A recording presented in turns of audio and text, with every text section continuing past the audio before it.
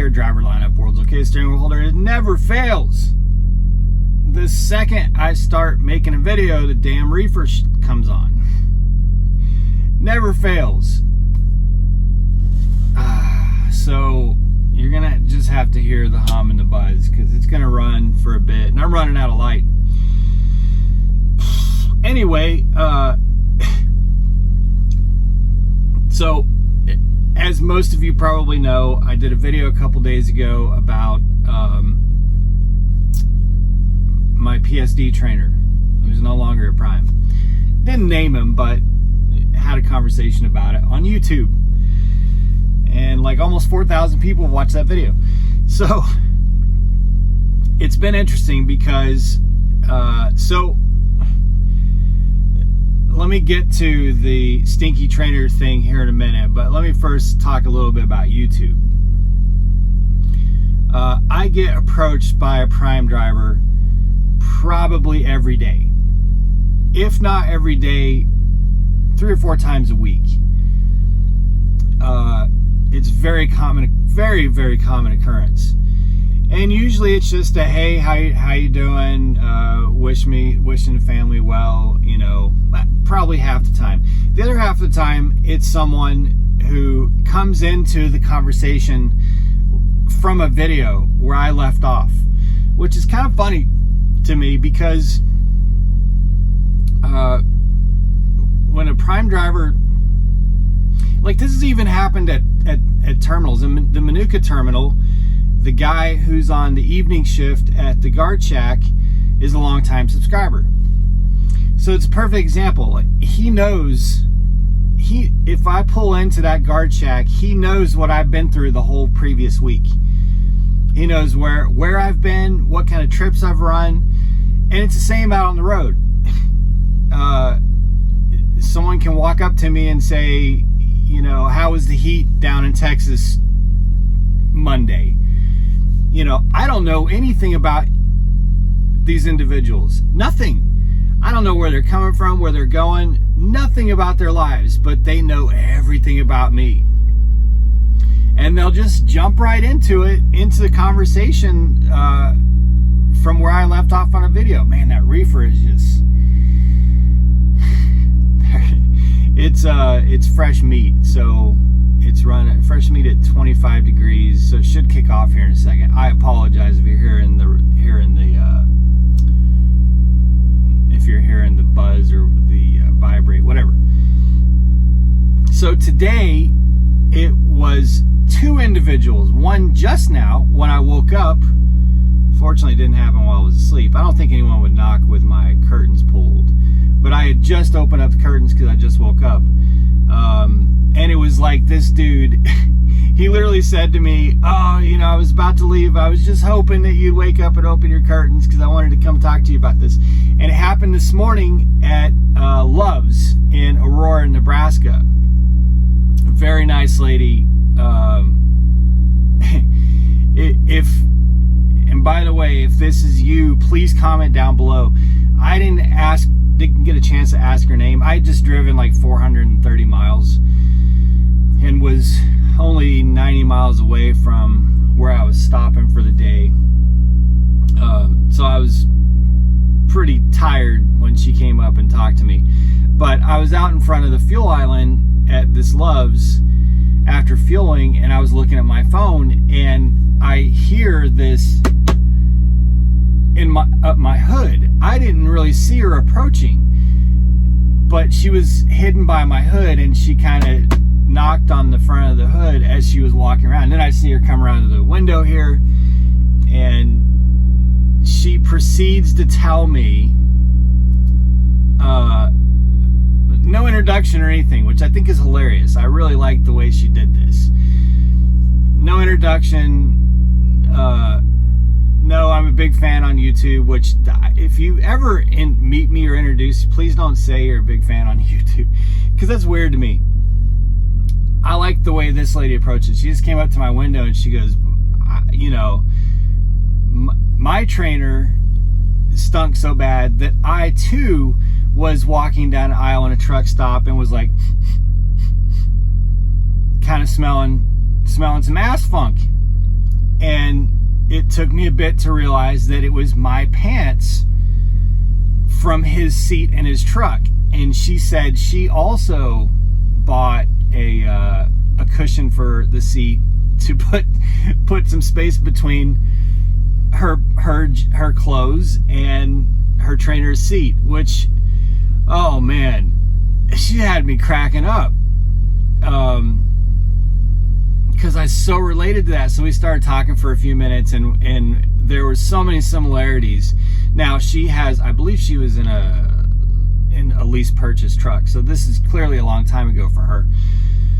But she just had like such a similar experience with the whole discovery of how bad her trainer stunk as mine. I mean, I knew he stunk bad, but it wasn't until I had a fresh, clean pair of jeans on, and after sitting in his chair for only an hour or two, realized that he was making my jeans smell like stank ass in like no time. So she went through the same thing. So this dude walks up to me, this is like 15 minutes ago, here at rest area, and he was like, man, this guy's blanket stunk, both his seats stunk, and he was like, it was so bad that if I sat in the seat for 15 or 20 minutes, I smelled like stank ass. And it was the same thing where there was no introduction or anything like that. He just jumps right into the store, walks up to my window, and just leaps right into the story. So it makes me realize that there's a lot of stank drivers out there and stank trainers out there. If I can have 2 people walk up to my truck in a day, and bear in mind, this is 2 people that just so happen to be the same place that I am in the lower 48 at that given moment. Well, within 100 miles, right? That can come up to me and tell me that they went through the exact same thing that I went through in training with a stinky trainer. If that's the case, then there's a lot of people who are riding around with trainers that stink like shit. That is baffling to me, because first of all, I don't understand how you can let yourself stink that bad, even if you're by yourself. I'll tell you right now, if I move my arm, that reefer finally went off. If I move my arm and I smell something, like if I go reach for something and I get a hint of, as Jenna says, a hint of lime, and it's a game over, it's shower time. Like even a hint, at the very least, I'm going on a dude wipes journey, at the very least, instantly. I cannot let there be any kind of a body odor in existence. And the idea that there's, even if you're not with us, how can you live like that? How can you live with your truck and your seats and your clothes just stinking like shit? I don't get it. I think someone used the term nose blind, and I said that I kind of became a little numb to it in my PSD train. It doesn't mean that I couldn't smell it. It's just that I didn't think that it was as bad as it was. It wasn't until after I showered and put on clean clothes that day, sat in his seat for an hour, and then went inside and immediately smelled like shit, that I realized this is way worse than I thought it was. But I don't understand how you can live like that even without, if you're not training, just by yourself. But especially, I do not get how you can have another human being in a space this small with you and be okay with them smelling your ass, them smelling your feet and your stink. How you would be okay with that is just beyond me. Beyond me. I would be so utterly embarrassed for that to be the case. And apparently it's the case a lot. Because again, if I have 2 people approach my truck in a day and tell me that their trainers stunk so bad that they had, just like me, they had to go buy a seat cushion to keep the seat from making their clothes smell like shit, then it's a big problem. Oh man, I called Jenna after I got parked, and I'm telling her about this. I'm like, you won't believe, this lady approached my truck this morning at Love's and just immediately jumps into this tirade of how she went through the exact same thing of her trainer's seat making her clothes stink. And then when I wake up, before I even crack into a coffee, another dude walks up and says the same thing. If either of you two leave a comment, I would appreciate it. I didn't get any contact info or anything to stay connected, but it's just, oh man, it's so bad that, and Jen and I ran into this guy, a student in Pittston, probably in the last month or two that she was still on the road. She was pregnant. So this is like right before she moved to in-house at Prime. We ran into a student at Pittston, and he had just could not run fast enough from this truck and his trainer over the exact same thing that if you watch my video, there's a lot of comments of, oh my God, I can't believe it was this bad. Man, I'm telling you guys, we've had people tell us stories that are worse than mine. This student in Pittston had just gotten his bags off. I mean, he had his bags right there by the wall, and he was waiting for the shuttle to go over and get a hotel room. And he was telling us the same thing. He's like, this guy leaves his dirty underwear in the bed, and he reeks, and he's got food all over the floor. And we were just like, oh my God, like, how is this such a big problem? And it's not just a Prime problem either, by the way. You can find this stuff all over YouTube. This is like a trucking problem. And I don't get it. I don't get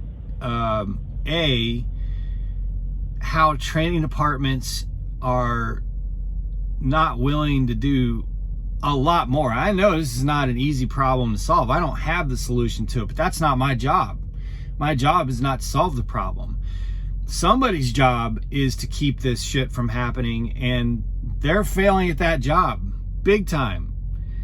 They were failing at it way back when I went through training, and they're failing at it today. I don't know what the solution is. I mean, the first solution would be that all you trainers out there get your shit together and stop stinking.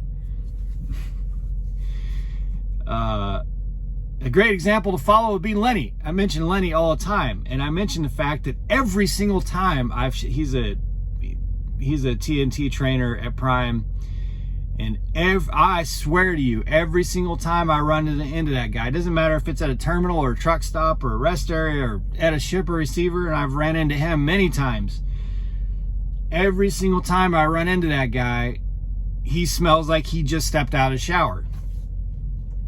Like he is, and I think it's a respect thing. I think he has respect for the fact that someone's having to live with him in a truck, and he goes maximum gross weight on making sure that it's a pleasant experience for them and they don't have to smell his stink.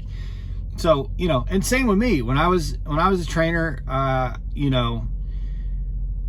went overboard to make sure that I didn't stink at all. Not for a minute, not for 10 minutes, not for a day, not at all. That would be the biggest solution, but that's the obvious solution, and it being obvious doesn't seem to be working because there seems to be an F ton of trainers who stink like shit. So bad that their chairs smell so bad that they're making their students' clothes smell like shit. That is terrible. It's an experience that I know very well. And unfortunately, it's an experience that two other people who I encountered today know very well. So anyway, I gotta go. get on the road here shortly. I'm starting earlier than I normally do. I normally don't start driving until 10 or 11 at the earliest.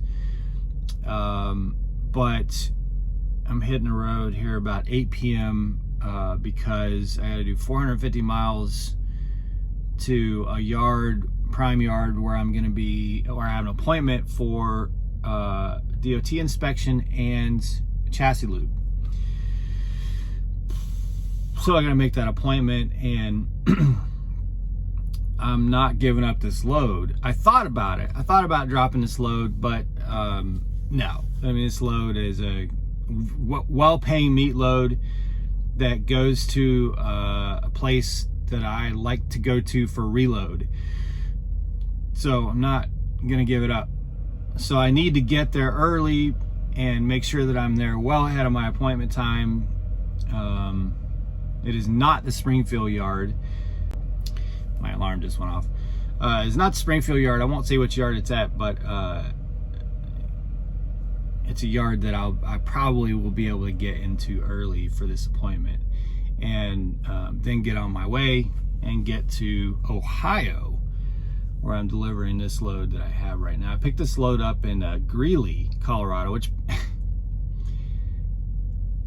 you know, I call sales bluff so many times, and it's having load choice gives you some perspective in that the load that they're telling you oftentimes is the only load that there is, or is the best there is demonstrably proven incorrect when you have load choice. Because they tried to pre-fuck me or pre-plan me, I call it. But they tried to pre-plan, which it's not always. Sometimes there's really good pre-plans, but generally, if you have load choice, they'll try and slip you something crappy before you can use load choice. Maybe that's just my experience, and maybe that's just conspiracy theory, but half the time what they're trying to pre-plan me on is way worse than anything that comes up in load choice. So a couple nights ago, I'm on my way into Denver, and right before I get there, my fleet man or the night dispatcher says, "Hey, you good with pre-plan?" Well, I was driving, pull over, look at it, because you obviously shouldn't be touching your phone, but even if you were touching your phone, you can't look at your Prime app while you're driving, or you can't open it up and read anything, which is a good thing. So I pull over and look at it, and it's just dog shit. I mean, just dog shit. It's like, you know, for a meat load out of Greeley, Colorado, with 4 drop-offs all around, in and around Minneapolis and St. Paul, none of which are good. The times are terrible. In fact, it was inevitable that something on the first 1 or 2 live unloads was going to go wrong and cause problems for all the other unloads. No. So, and it still only paid like $2.05 a mile or something like that. So it's like, why would I do that? Like, that's basically the minimum that I'm getting for almost any load right now. Why would I go do 4 receivers? No, I'm not going to do that. Why would I do that? And of course, you get the, you know, they're saying this might be all it's Sunday nights. So it's going to be Sunday. So I go drop. So I'm like, no, I'm not going to. No, thanks. In fact, I just said negative. That was my response. Negative. No reason given, just negative. And then when I get to the receiver and get unloaded, I pull up load choice. There's 3 fantastic loads. Fantastic, amazing loads. All 3 of which I would have probably ran. I just picked the one that worked best for me having to go get some stuff done on the truck. And so that's the load I have right now. But anyway, it's easy to call their bluff when you can see multiple loads and realize that in most cases, there is something else. And in many cases, it is better. So I digress.